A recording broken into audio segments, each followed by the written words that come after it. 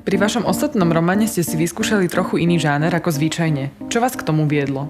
Tak človek má tendenciu trošku aj tak vymýšľať a tak som sa rozhodla, že vybočím z toho priemeru, ktorý som robila a že napíšem niečo také tajomnejšie a tak ma nadchla taká veľká vila, krásne okolie, obrovská záhrada, mladí manželia, ktorí sa tam nasťahujú a zrazu som začala kombinovať, že vlastne tá vila nie je až také príjemné bývanie tam a že ich niekto ohrozuje, aby bolo tam trošku napätia a trošku z takého iného súdka. Čo si myslíte? Prečo vaše knihy ľudia čítajú? To je taká ťažká otázka.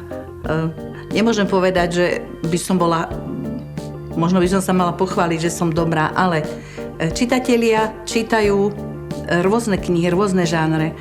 A možno keď si prečítali prvú, druhú a zaujala ich, tak si kúpia aj tie ďalšie moje knihy. A vlastne páči sa im, že sú zo života.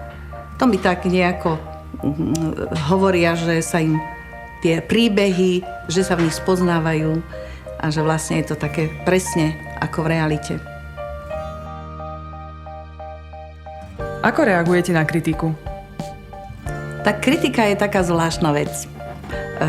Človek by sa mal poučiť z kritiky, čo tiež si myslím, že taká správna kritika ma posúva ďalej a vtedy si tak uvedomím, že áno, niektoré veci, niektoré kapitoly som mohla riešiť trochu iným spôsobom.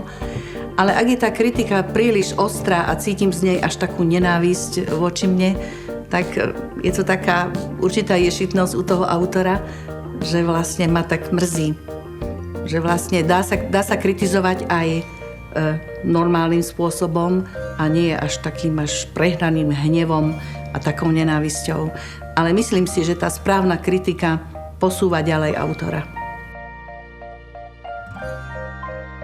Na čom momentálne pracujete? Tak momentálne pracujem, už som vlastne dopracovala na jednej takej, hovorím, zvláštnej knihe a je to kniha o gamblerstve. Tento príbeh mi vyrozprávala taká staršia pani, ktorá si zažila so svojím mužom, ktorý podľahol hráčskej vášni a zažila si s ním veľmi zlé 3 roky a vlastne potrebovala sa tak vyrozprávať. Najprv som tak váhala, či vypočuť, nič mi to nehovorilo.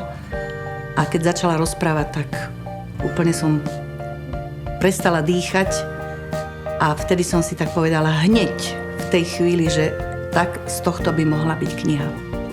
A v tejto knihe som si vyskúšala aj spôsob rozprávania ja, čiže v prvej osobe, takže uvidím, teraz ju ponúknem vydavateľovi, že čo on na to.